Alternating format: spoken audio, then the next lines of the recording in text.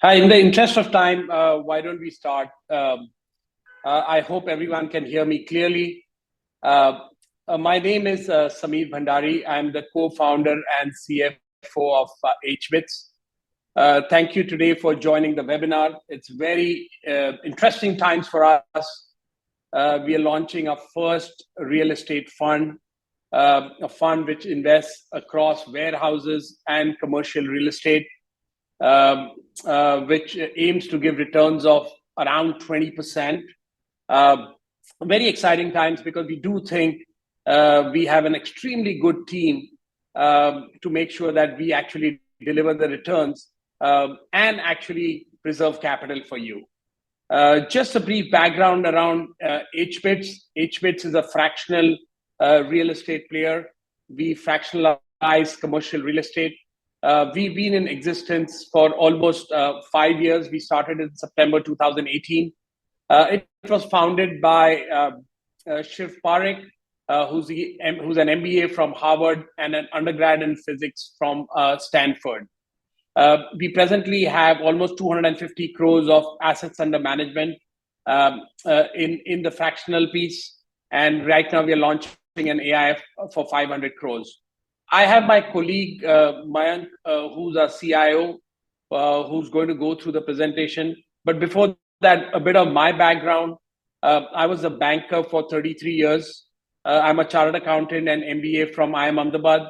I worked in all the bulge bracket firms. I worked in Bank of America in Mumbai and Hong Kong. I worked in UBS in Singapore for 3.5 years. I worked for JP Morgan for 9 years. And last but not the least, I worked for Lehman Brothers and then Nomura for almost 13.5 years, where I co-chaired sales globally across all fixed income and equities. So without further ado, let me pass it on to Mayank to talk about his background and talk about the AIF. Thank you. Thank you, Samir. Good morning, everyone, and or good evening and good afternoon, depending on which part of the world you're in. Thank you for joining our webinar and for showing your interest in this AIF investment opportunity. Let me start by quickly introducing myself, and then we'll jump right into what the AIF is about and what we have in store for you. My name is Mayank Jain. I have about 20 years of experience in real estate-focused private equity in India. I have a very strong engineering background from educational perspective, undergrad in computer engineering, master's in computer science, PhD in electrical and computer engineering. After that, I did a 1-year MBA from, and all of this is from the University of Florida, by the way, in the US. And then I did a quick 1-year MBA at the Indian School of Business in Hyderabad. Almost immediately started working in private equity investments in India around 2007, 2008. And have been doing so since then. And all my investment focus and experience has been in the real estate space, in offices, retail malls, data centers, and last but not least, industrial real estate, which includes light manufacturing, warehousing, and logistics parks. Most of this experience was at a company called Everstone Group or Everstone Capital, the largest, by far the largest homegrown Indian private equity group in India, manages $7 billion. Second stint within that was at Indospace Capital, a $3.2 billion logistics and industrial real estate focused fund. Done about 30 transactions in my professional experience or professional lifetime. Have invested capital for, and these are all foreign direct investment funds, FDI funds. Have invested capital out of 5 pools of capital. 2 focused on commercial real estate, which is office and retail. 3 sets of funds focused on industrial real estate. Did a little bit of data centers for about a year across the world for a large family office as well. I think the big takeaway for me from that experience was that, I've seen the entire life cycle of investments, from investments to very, very intense and heavy asset management, portfolio management, lease management, tenant management, property management, and finally exiting investments. So entire life cycle of investment. Was fortunate enough to do well in that space. Used to run North and East India for Indospace, ran South and East India for another organization called Logos. So I've had exposure across India. Did retail and commercial for Everstone across India.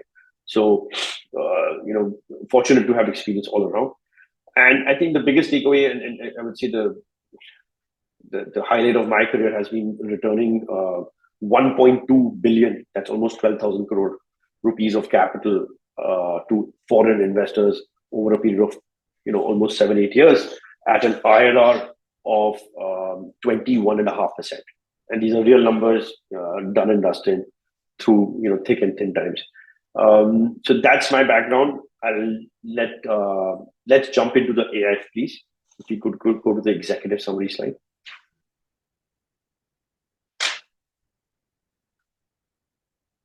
So look, this is what I have done in past as part of other organizations. I joined hBits about a year ago. Since then, we have grown our hBits AUM, and now I'll switch to crores, right? Because we're talking about billions and millions, and that's good for FDI and foreign investors.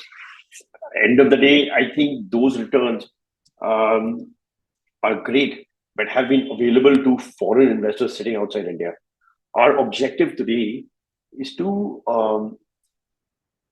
provide access to Indian investors sitting in India or anywhere else, investing in INR, to the same caliber of investment strategies and experience and returns, most importantly, right? Why should only foreigners or foreign direct investors get this access?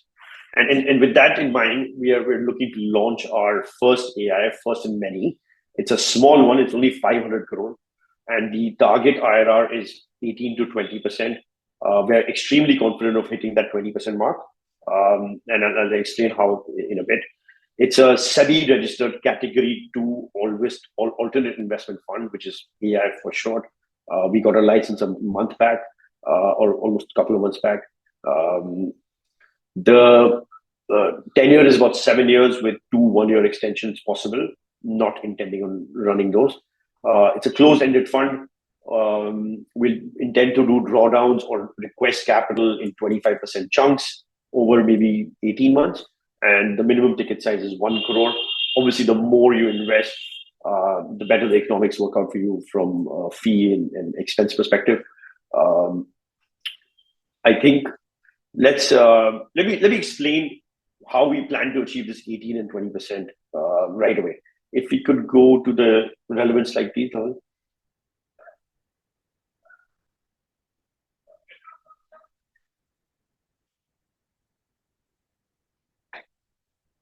Perfect.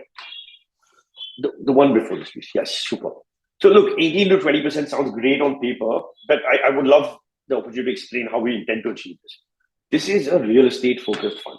It is not a debt fund. It is not an equity fund in terms of public markets and all that. We're not looking to fund developers and give them growth capital. None of that. This is a control fund. Your investment will go into equity and not debt. It will be 100% controlled by hBits. It's an owner-operated model. To be honest, some of the older AIFs in India who invest in real estate have not done well. And there's reason for that. Don't undermine anyone, but they just haven't set the right example. And I think to an extent, we're here to change that and provide the kind of work ethic, governance, strategies, experience available to foreign investors, to Indian investors. And the way we intend to do that is basically take this pool of capital, invest half of that in pre-leased asset, meaning construction is done, OC is received, there's no regulatory risk, there's no execution risk. There is a tenant in place, an excellent tenant, a grade A asset with excellent residual lease terms and lock-ins, which basically means the only risk is that the tenant should pay on time and that the tenant should stick around. And for any reason, if the tenant leaves from a pre-leased asset, the asset and the location in the micro market should be good enough that within 3 to 6 months, we should be able to lease it. Hopefully even before that, right? Release it. So that's the only risk. And this strategy, given 50 crore, we've already deployed on the fractional side of hBits. We have generated 17.5% for our investors in one instance. The rest of our portfolio is sitting on a weighted average of 16.5%. These are annual figures, meaning IRR, internal rate of returns. Somebody puts 100 rupees, they get 16.5% year-on-year growth. So 116, 140, and so on and so forth. So these are proven numbers, and this strategy is very safe. I would say almost risk-free, because the asset is still there. Your money will never be lost. So, and what is the objective of this half? Is basically you take half this capital, invest it into pre-leased assets, even if they generate, let's say, 15%, right, which is in this range of 14 to 17% IRR or return. In 4.5 to 5 years, we double that money or that capital. So you invest $100, 50 goes into pre-leased assets. After 5 years, it gets doubled. So 100 rupees comes back to you almost risk-free. Capital preservation is a very, very strong goal of this strategy, to make sure nobody loses money. Because the worst thing as a professional money manager you want to do is lose money for people. And that's not what we're here to do. It's a small fund, given our pedigree and our collective experience. It's a proof of concept to showcase that, hey, we can do this for Indians as well. We can do it in INR, and that we will not lose capital no matter what. The second part is the under construction part. This will be obviously slightly riskier. This will not be early stage construction. It will not be loans to developers.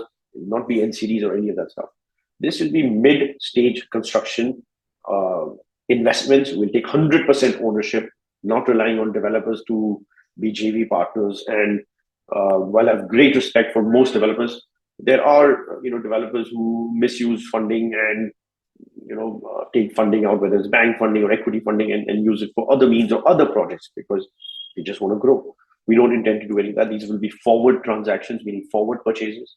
We will acquire land, give developers development and construction contracts. We'll be basically contractors. We'll be controlling all cash flows. When the leasing happens, they get an upside because we convert their contract into a pre-agreed yield-based valuation. Very simply, roughly, I'll explain this in a bit. And the IRR expectation, given the higher risk, and why higher risk? Because real estate typically has 5 or 6 levels of risk. One, and I'll just explain this on a development life stage perspective, from a development life stage perspective, please. First and foremost, land. So land is the starting point of any real estate asset. So title, ownership, all that good stuff. Second is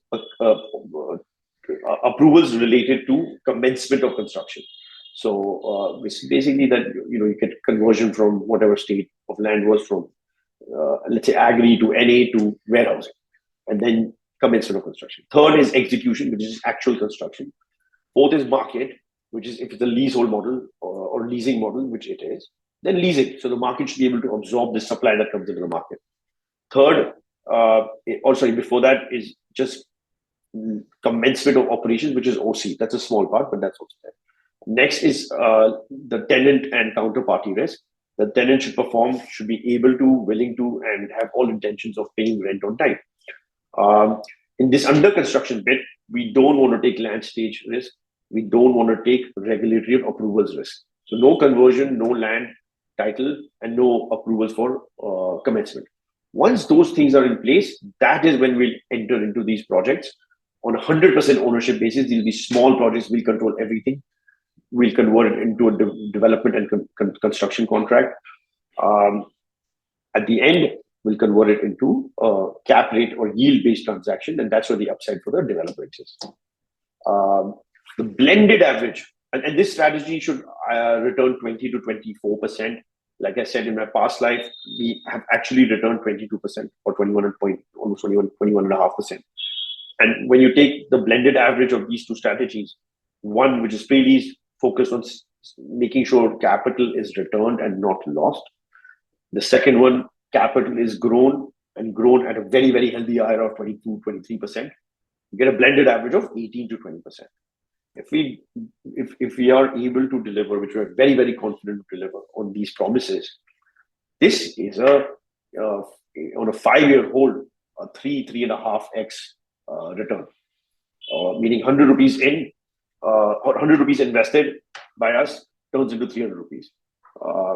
That's what the projection is. Let me go to the next slide and explain a little bit more in detail of where pre-lease and under construction would be allocated. Pre-leased, roughly 50 to 60%, like I said, will be mostly offices. These are strata office purchases, units, floors, small buildings, ticket size of 80 to 100 crore each, no more. Little bit of leverage at the SPV level, so there's no cross collateralization, there's no risk. Each asset is in its own drop-down company, which is term uses SPV, special purpose vehicle. It's nothing but a PLC or a private limited company, which is ring-fenced from a liability perspective from other investments. The under construction piece, which is actually much more interesting and gives a much higher return, but obviously with a little bit more risk, is geared towards warehousing. I've done warehousing for the last 10 years of my life, acquired 600 acres of land across India, developed 11 million square feet, which is 1.1 crore square feet of warehouse and industrial real estate, and sold it all to Canadian Pension Plan Investment Board, CPP, one of the largest funds in the world. It's a Canadian pension fund for $1.2 billion. So, this is something I've done for a long period of time, and we're very, very confident of doing it here as well. The way this will work is land is roughly 25% of total cost. Pay that upfront, take land in your own books in the SPV, issue construction contract, let's say for 1,700 rupees per square foot. Land is roughly 750. So that's 2,500 rupees. And at the end, when the developer or us will lease it, we convert this transaction into a forward acquisition or a forward purchase through a pre-agreed yield, let's say 10%. So if the rent is, if the rent is, let's say 27 rupees, 28 rupees, or so let's say 25 rupees, that's 300 rupees of rent per square foot per year on a 10% cap rate, and it's higher because it's a forward transaction. Normally cap rates are sub 8 on the warehouses side. That's a 3,000 rupee price. So the developer gets 3,000 rupees, most of it, a quarter of it upfront, most of it during construction, and the balance upside upon successful leasing. And that's the model for under construction. These are not long gestation period projects. You can deliver a box the first box takes 12 months. You can deliver a box every quarter. These will be roughly, again, 80 to 100 crore transactions with less leverage at the SPV level to make sure nothing goes wrong. Projects have a way of taking longer than expected, but it's a 1-year box cycle, right? Even if it takes 50% extra time, that's only 18 months. And then you can deliver a box every quarter. These will be roughly 3 lakh square feet type of parks, and maybe 6-7 parks. This will be like a box every quarter. So it's a 2.5 to 3 year development cycle, and then a 4-year hold in totality. Cities for the first one, Bombay, Bangalore, Pune. I think 90% of our focus will be there, but opportunistically we'll also look at Hyderabad, Chennai, Pune, and NCR. But we love Bombay, we love Bangalore and Pune, micro markets from an office perspective. For the warehousing, look, this is huge correlation with consumption, and Indians love to consume, and retail, e-commerce is all growing at phenomenal rates in India. This will be NCR, again, Bombay, Bangalore, from a consumption center perspective. And the second piece of warehousing is industrial real estate, which is mostly auto ancillary linked, light manufacturing units. And all of that is predominantly outside Pune in areas like Chakan, Ranjangaon, Talegaon, or in Chennai, in Shri Perumbudur and Mapedu and all those areas of Chennai, Mahindra World City, for example. So that's the focus for the second strategy. Let's go back to the, I just want to say, we will send this presentation to each and every one of you. Again, we appreciate your time, so you don't have to take any notes. I should have mentioned earlier. The entire presentation in its entirety will be sent to you. Just like to end with what the terms of the fund look like, and then I'll hand it back to Samir and open it to Q&A after that. Like I said, it's a 500 crore fund, 250 crore fund with a 250 crore green shoe option. Just a fancy way of saying it's a 250 crore fund with an extension of 250 crores more. So it's a 500 crore fund. Annual management fee is ranging from 1.5 to 2% per year on invested capital or contributed capital for the first 4 years, and after that is invested capital. Targeted IRR, like I said, is close to 20%. Commitment period is 24 months plus 12 months. So sorry, it was 3 years. The fee on commitment amount. The total tenure is 7 years. Our commitment is 5 years and plus one. Sorry, our commitment to this amount, total thing is 5 crore and or 2.5% of aggregate commitments, whichever is lower. There's 1 more crore out of another class of units, so roughly 6 crore or 2.5%, whichever is lower. Estimated property hold period, like I said, 3 to 6 years. We would like to maximize returns, so we'll watch for escalations and manufacture exits from that side. hBits is the investment manager / sponsor. Setup fee will be very nominal. It's capped at 1% and it's only on actuals.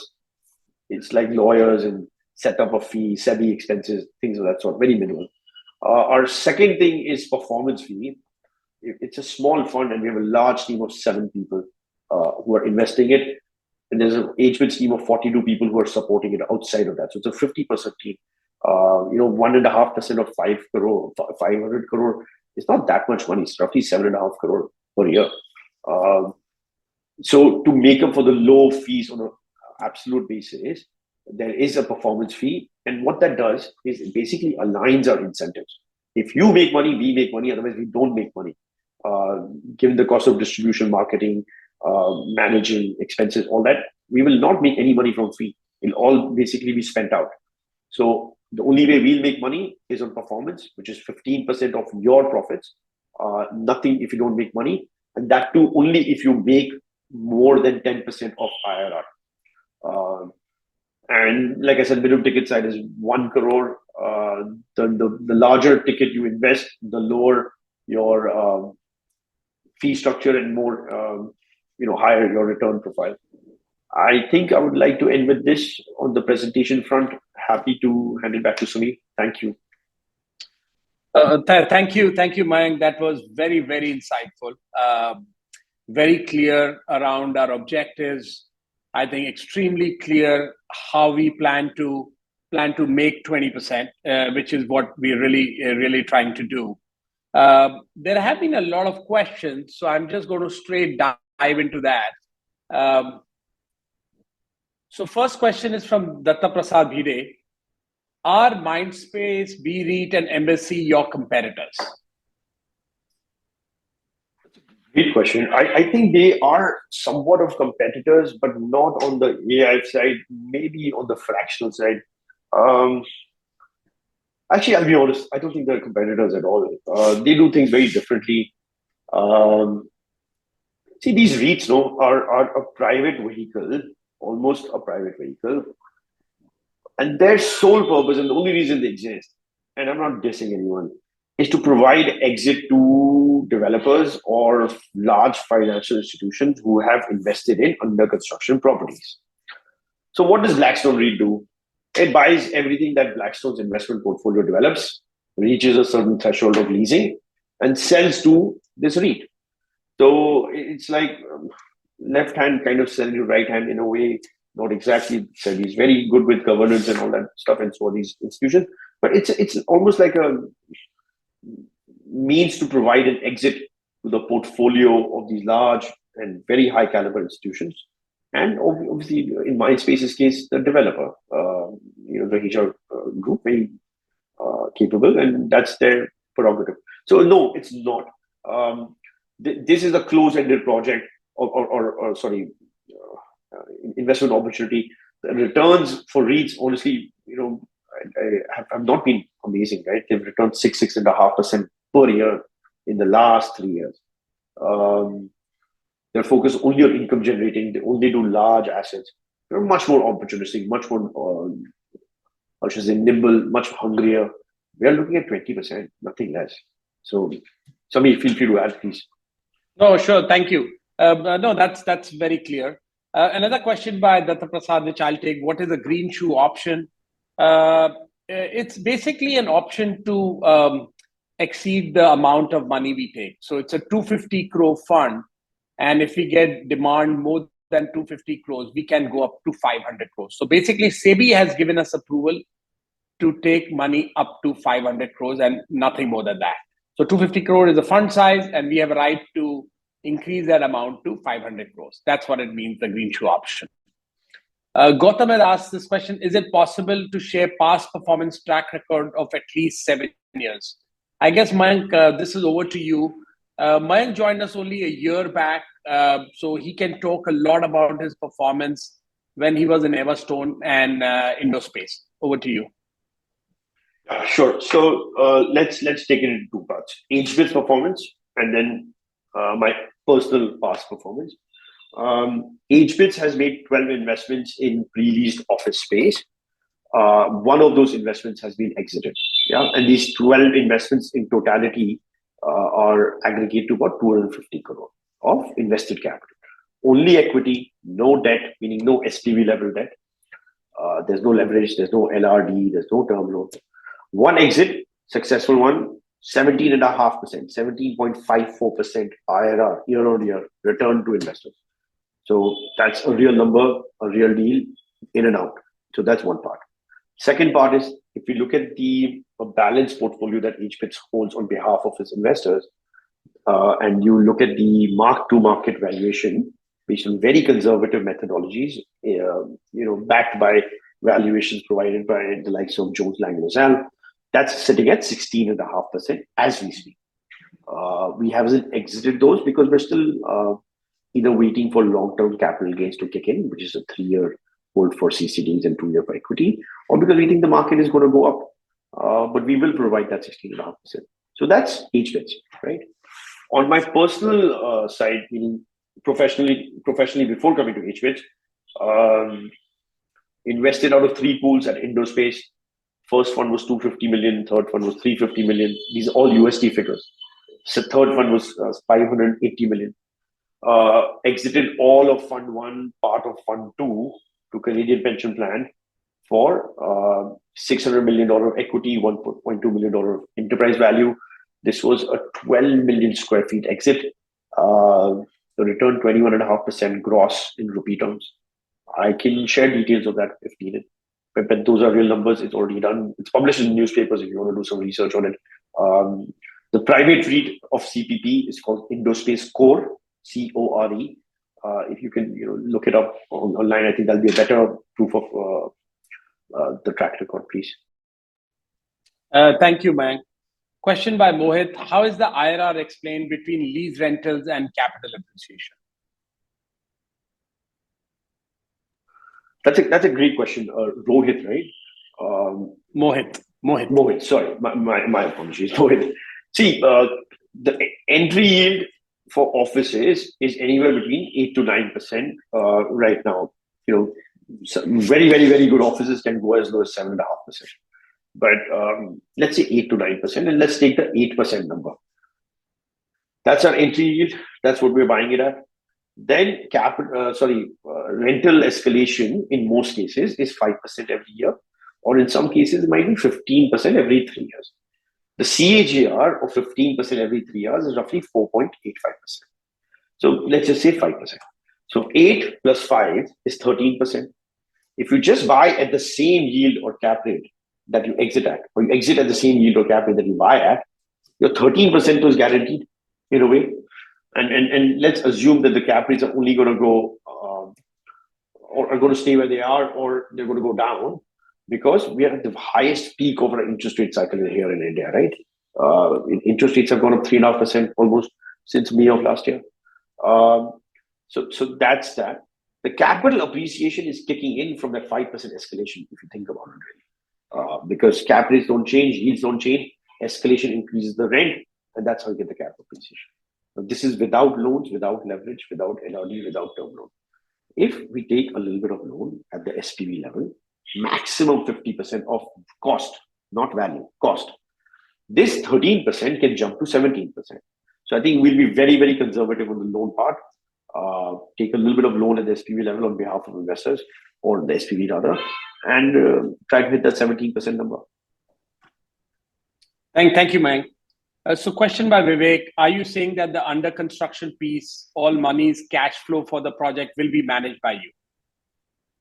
100% it will be. Obviously, with huge oversight from SEBI, external or independent board directors, and very, very strong MISs from our side to you, and zero.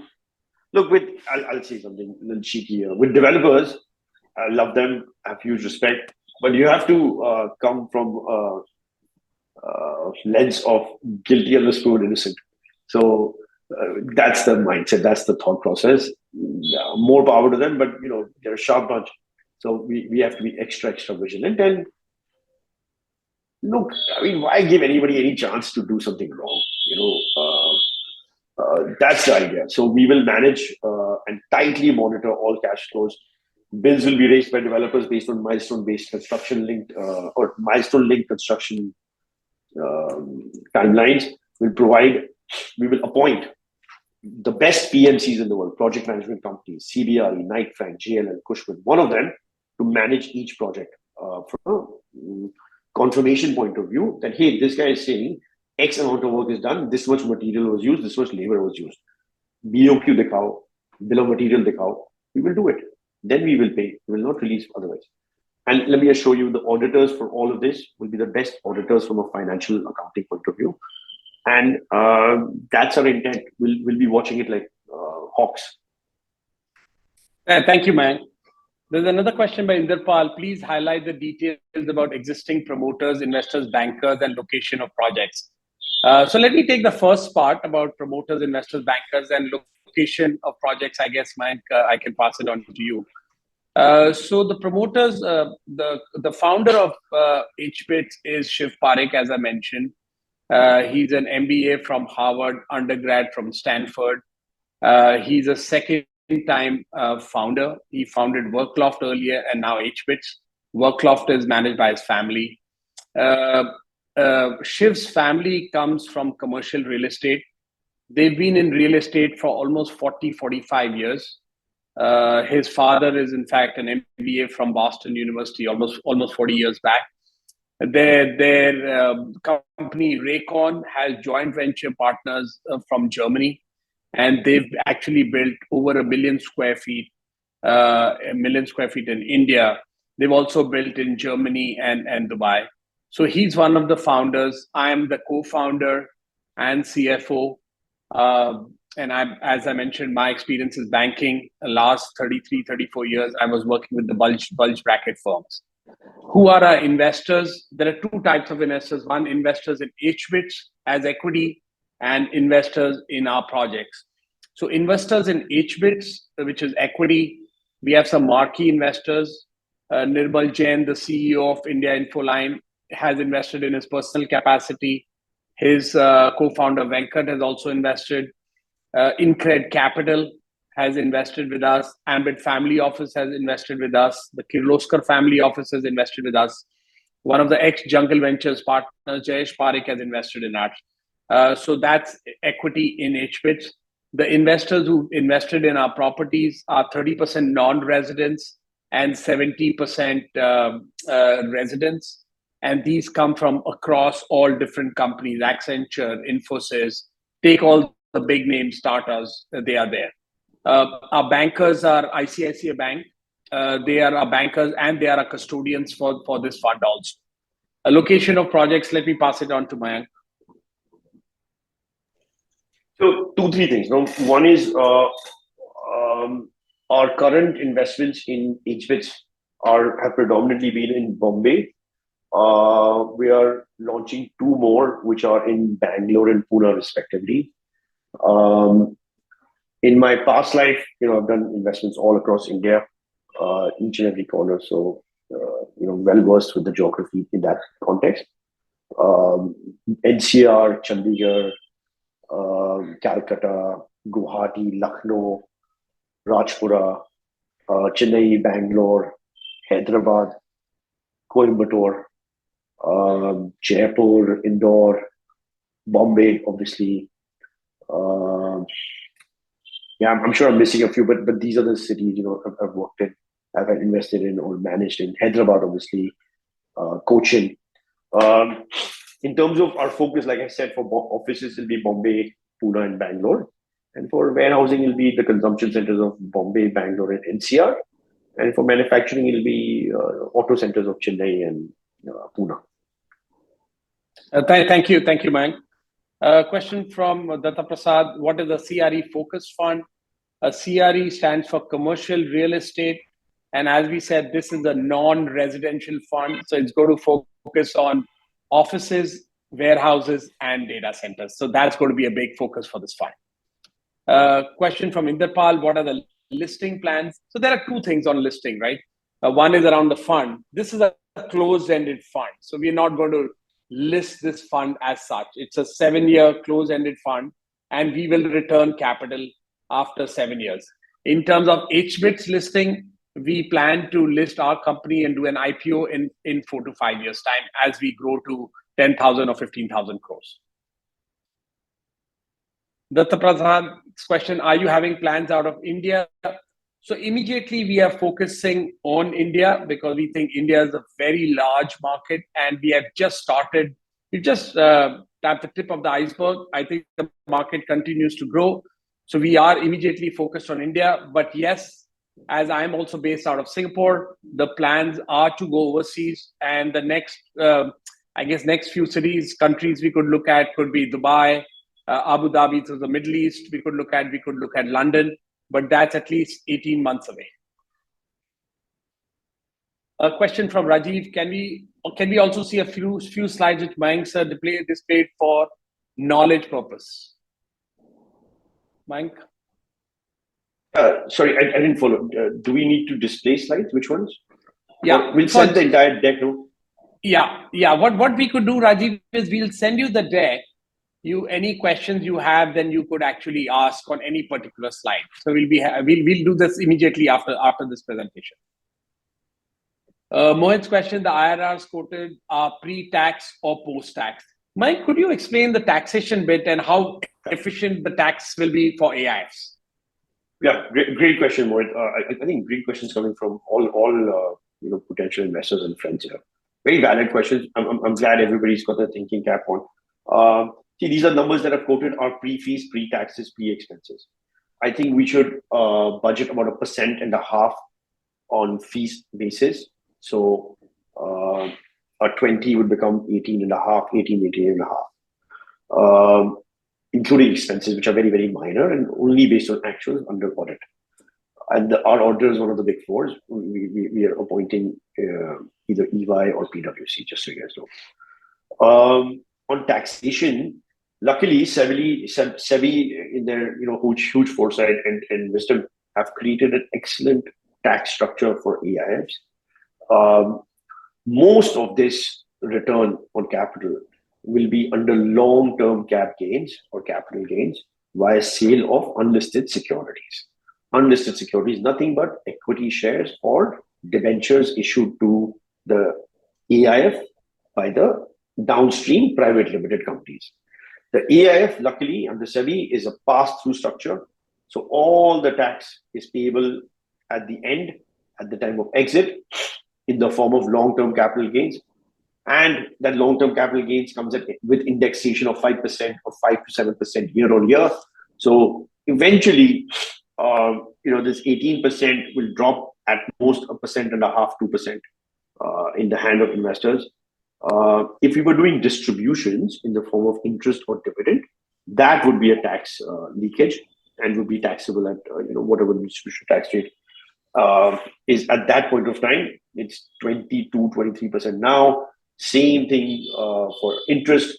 It'll be depending on your tax slab, it'll be at the marginal tax slab. I'm assuming 30% plus for most of the audience here, going up to 40%.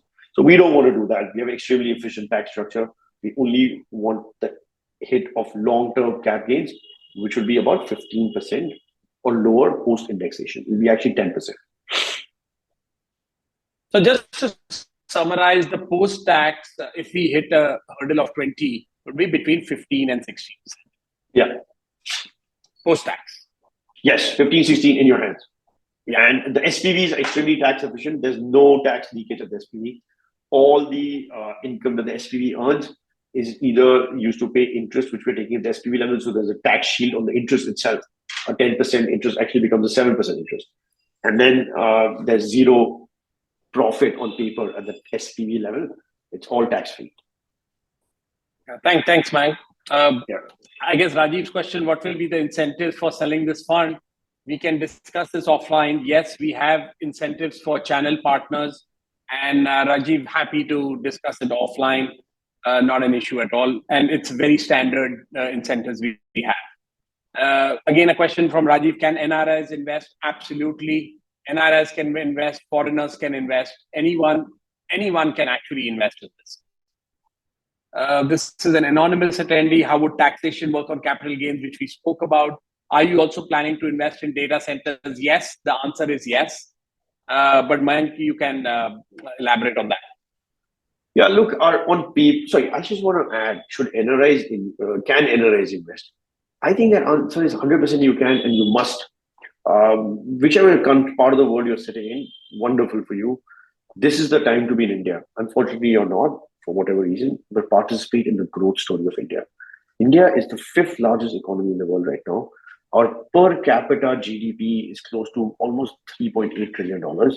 It's crossed $2,500. Sorry, our overall GDP is 3.8. Our per capita has crossed 2.5K or $2,500. We're just moving from a poor country in this sense to a middle income country as defined by economists.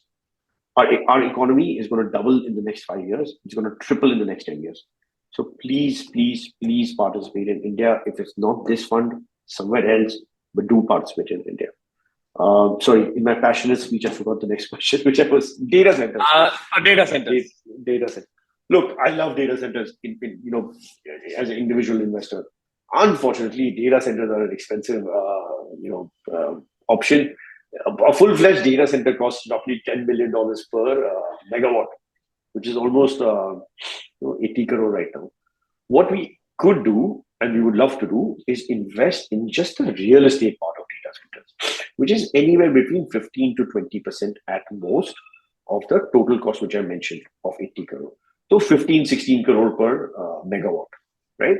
And a 5 megawatt data center makes sense. There are smaller ones, they also kind of make sense, but you need economies of scale and all that.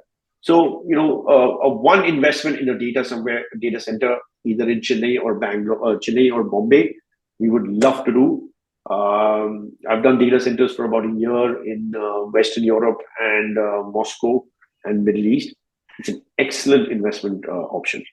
So yes, we would do. Given the fund size, it's tough. Next fund, when we participate, please come back. We'll 100% do more data centers. Thank you, Mayank. Question from Rajesh. What will be the minimum return one can expect on a monthly basis on a regular income? Any monthly fixed payment is available. To make it tax efficient, Rajesh, one should not consider this.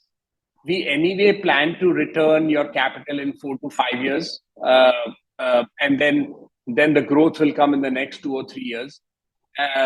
If we start giving monthly income, then it becomes a very tax inefficient structure because at the hands of the investor, it's now taxed at 35-40%. So we just want to make the overall structure extremely efficient for the investor. Can we get a proper presentation? Absolutely. We will be sending this presentation to everyone who's attended and who's registered for this. There is a question by Samir, which is more detailed around how the returns work.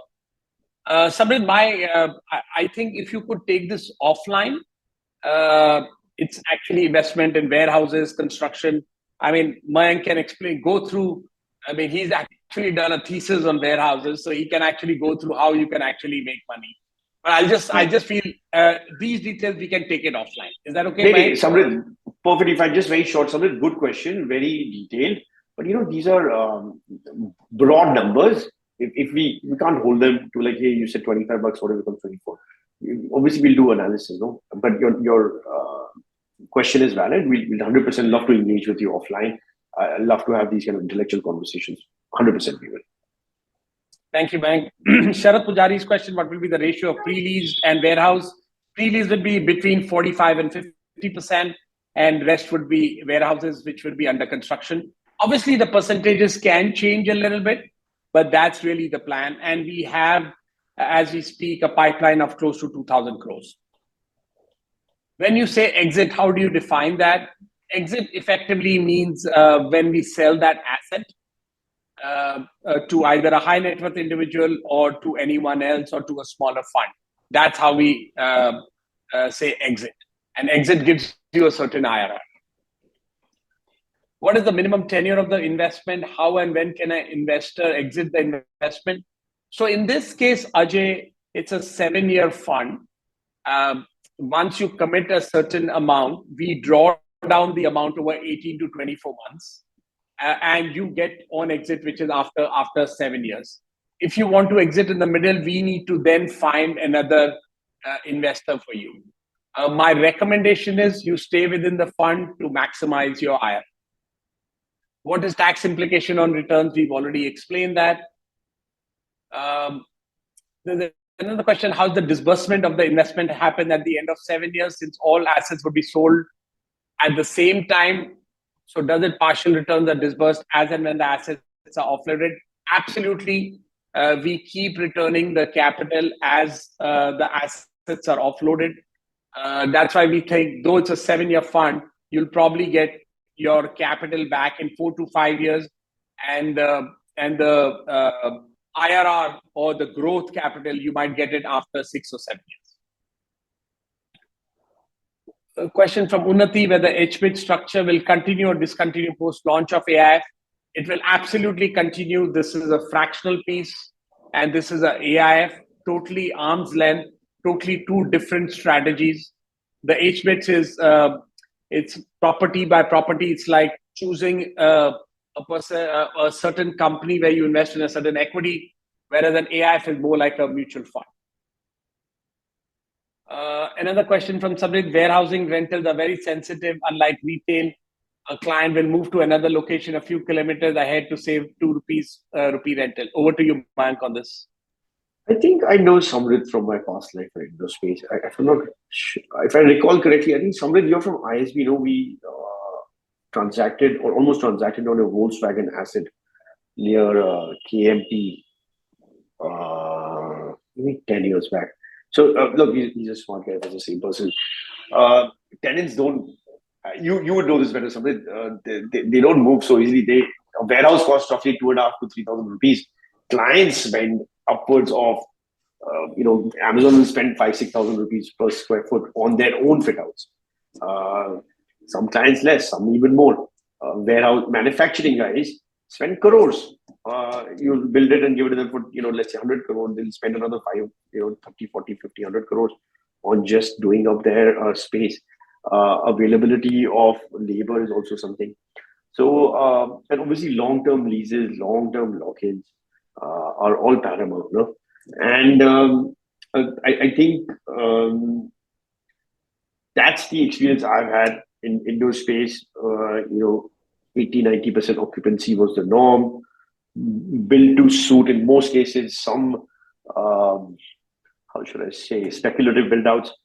But I think the entire portfolio, the very fact that Canadian pension plan bought it out, the very fact that in the last 10 years, 15 foreign investors have entered India in the warehousing space. Blackstone, Warburg Pincus, GIC, Allianz, ESR, Logos, to an extent, Temasek, and I'm sure Capitaland, Ascendas, homegrown players like Wellspun. I don't think it's a money-losing proposition. Otherwise, all this smart money would not move to India. So I think, small instances of issues can crop up, but as a sector, it's the hottest, best real estate investment opportunity in India. In my humble view, data centers and are always excellent now, and offices are evergreen on a pre-lease basis are evergreen. So that's my humble submission. Happy to chat over coffee or a drink. Thanks, man. Few other question: is 1 crore the minimum amount to invest, or can we invest 25 lakhs? No, minimum is 1 crore, but you pay that over 18 to 24 months. So it's not immediate. immediately we'll take only 25% of that, and then take over a period of 18 to 24 months.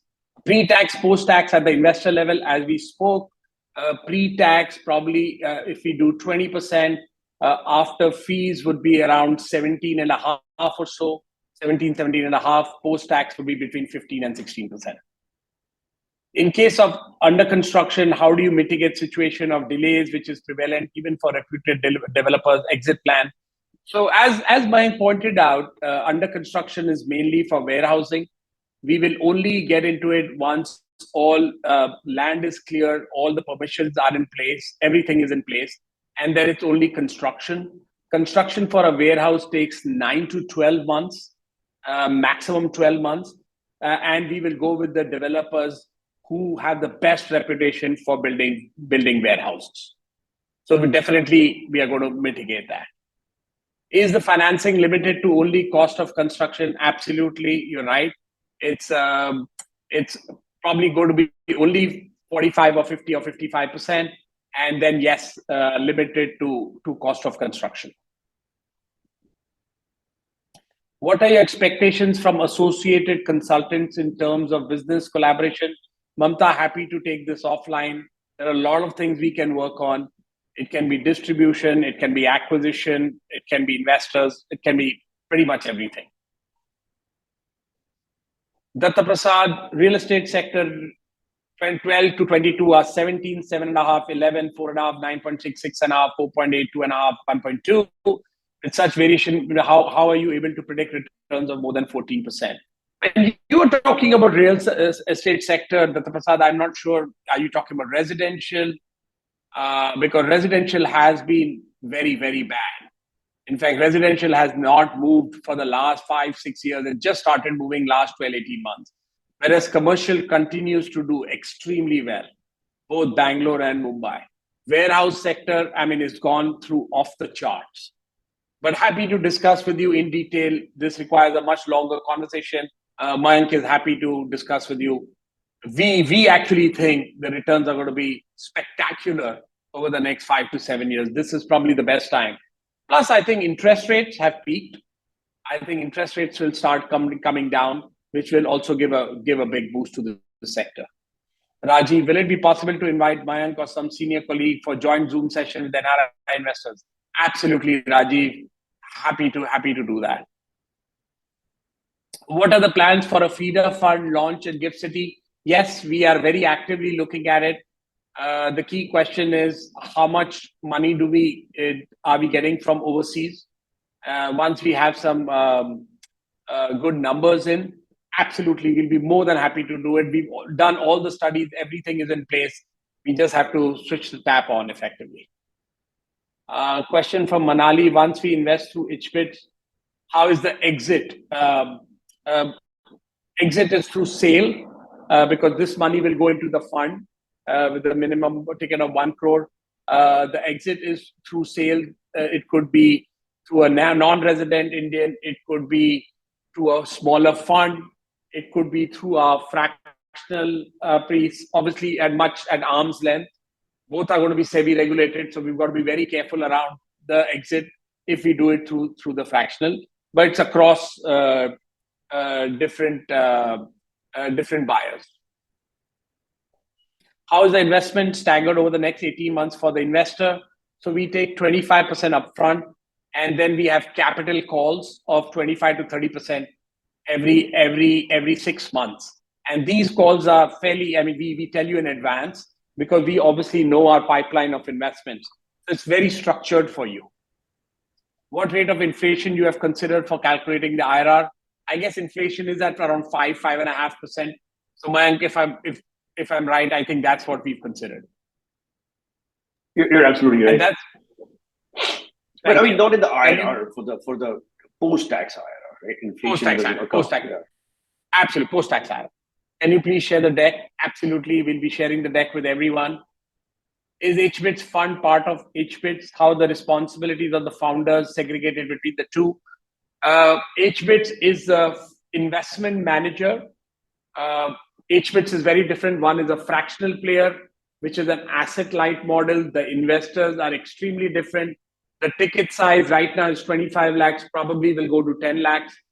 AIF, it's a minimum of 1 crore of investment. hBits does not invest in under construction.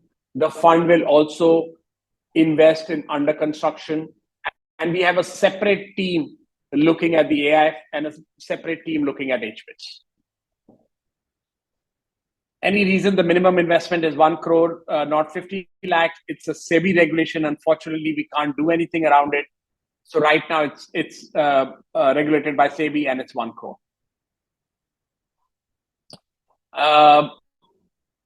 Question by Harendra, can invest in INR only or in other currencies? You can invest in other currencies. Obviously, you take the currency risk. We think the currency risk is between 3 to 4% per annum, not more than that. Is there an annual payout for the investors? Is there an annual payout or does it get reinvested? Typically, if we've taken a loan, we would rather repay that loan and give the annual payouts at a later stage. It's again to make it a lot more tax efficient. So just bring IPO within the. Sorry, yeah. There is no. Sorry, go ahead, Mike. Yeah, no. I just want to clarify. There's no reinvestment at our end. Whatever money is generated on your behalf is either distributed to you or used to repay or lower debt at the SPV level. We will not take money out of our business and reinvest it in another asset. That's not how we do things.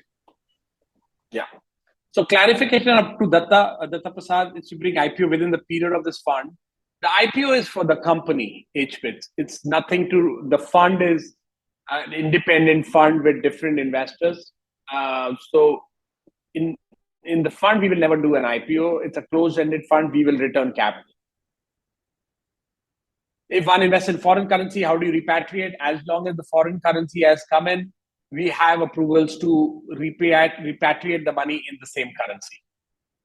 Payment schedule we spoke about. From a developer point of view, what is your criteria for tie-up?